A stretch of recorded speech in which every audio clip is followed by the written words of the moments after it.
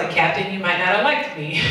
But just to me, it's important for us all to stick together as a team. And that way, when it comes down to, you know, one of those moments where your team's down, you're able to rally together because you've built that level of trust. And the same thing applies in business, whether you're working with a group, if you have, let's just say, the 4 of you all on a team, you have to learn to trust each other and work together. But basic leadership skills come into play when you're being accountable for what you're supposed to bring to the table, but also willing to help someone else who needs help.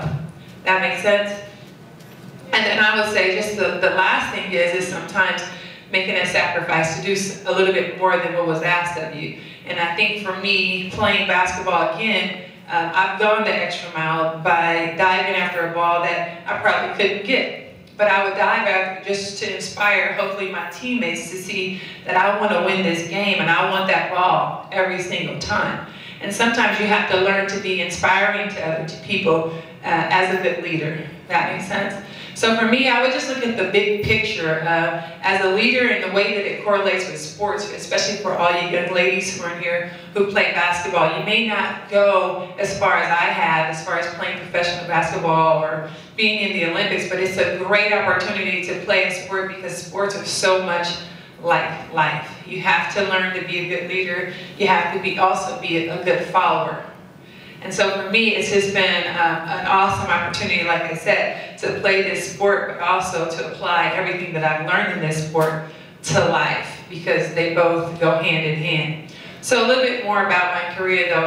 Once I played at USC for my 4 years there, we won the Pac-10 championship, which is the most that we had won. And of course, you know, my goal every year was to win a national championship, and I would cry forever every summer because we didn't achieve that goal. But I say that to say, sometimes when you set these goals and you reach really high, you may not reach them all. But because you've set these goals, you've been so focused, you're more likely still to end up at a very good place, as opposed to saying, you know, I really want to be, in fact, let's ask that question. What is it that you guys aspire to be? Anybody want to just raise their hand and kind of share what their goal is? And not like you guys are 7 or 8 and like, I want to be a doctor, but I mean, you guys are older now, so what do you want to do? Anybody? Nobody, huh? All right. Oh, okay. Is it Dave? What? Which one? Brandon. Brandon, sorry, Brandon. I want to be chairman of a company on the stock market. Oh, stock market. Okay, nice. I like that. I want to be a public relations specialist. All right. PR in any particular field? You don't know yet? PR is great. Okay, yes. I want to be a therapist. A therapist? Sports therapist? No, just a therapist. A therapist? Like oh, okay. All right. Be careful what you guys say to him, all right? Okay. The head of tour marketing for Interscope Records. Oh, so you want to work for that particular company. Yeah. Why Interscope? I think they have the best artists available. Nice. See, what I love about the new age people, which is all you guys who've grown up with the internet, right? Pretty much all your lives. So you guys are just like so far advanced, because usually people would just say things like back when I was little. You know, we just think, oh, we want to be a doctor or a lawyer. We have no idea. We've never researched it. We don't have any ideas. You guys have specific ideas, and that's what I love about education, because we're all learning so much information, and you guys have you have access to so much information at your fingertips that you can research and learn and basically study and practice to be anything that you really want to be. And that's the beauty of having this opportunity to have your education and to move forward. Anybody else? Yes? Talent agent or sports agent? Sports agent, that's nice. You know, I have one. You're looking for representation. We all need one. You get 3 to 10%. 10% for any contract you get outside of the athlete actually playing on the court, 3% of their contract. It's a great job. I pay mine all the time. I'm like, man, why should get so much? Anybody else? Yes? I want to be a vet. A veterinarian? Yeah. Okay, perfect. I have like a lot of different things, but I think about environmental science. Environmental science, awesome.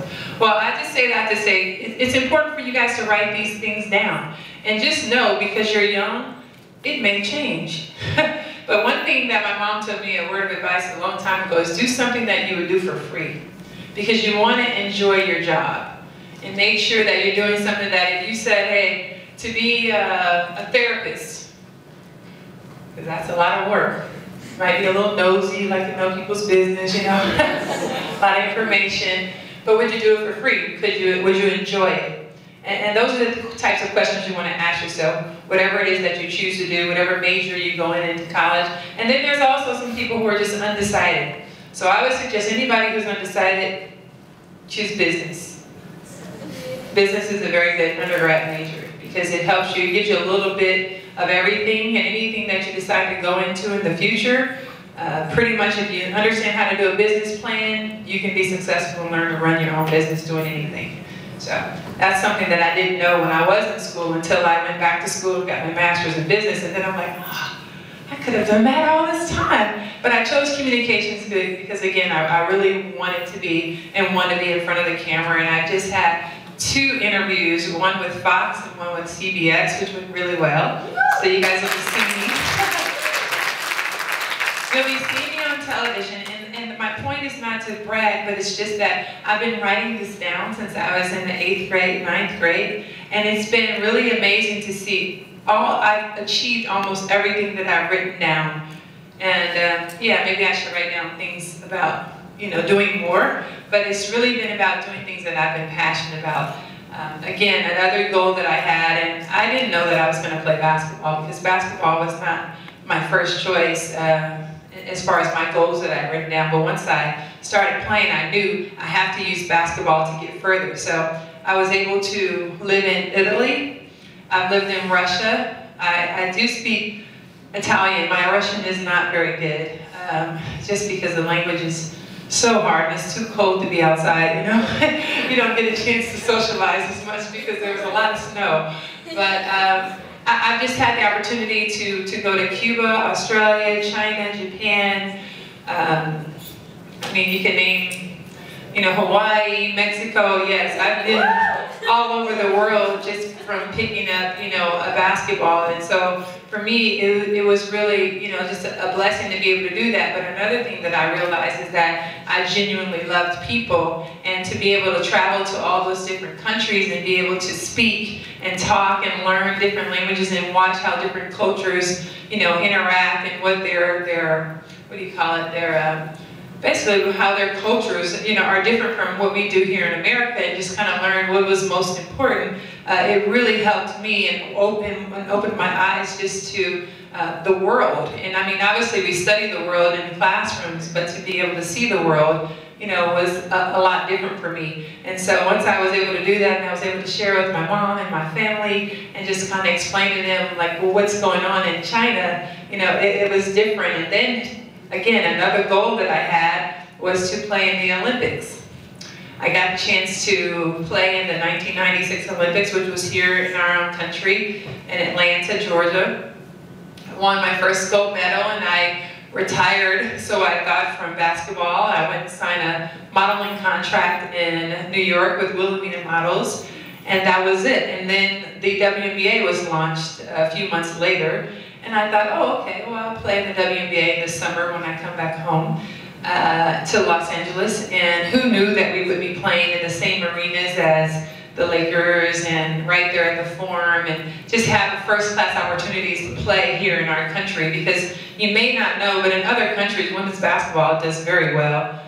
They are in Russia and in Italy and in Spain and Germany, a much better support than what we had had here in the U.S. before the WNBA. So once the WNBA began, I thought it would be probably like a summer league. Maybe we'd wear reversible jerseys or something, you know, very, very low key. I had no idea we would, you know, have television contracts and actually make money playing a sport that I really did love. So I did come out of so-called retirement, and I modeled part-time, and I played basketball. And then I started to write down my goals, and I wanted to play in more Olympics, and I loved it. And it was such a platform to be, again, a role model, that I then talked to the league and I said, you know, I would love to be the spokesperson. And that was, again, me taking the initiative to say, hey, if we're going to play in this league, I want to be the leader. I want to be the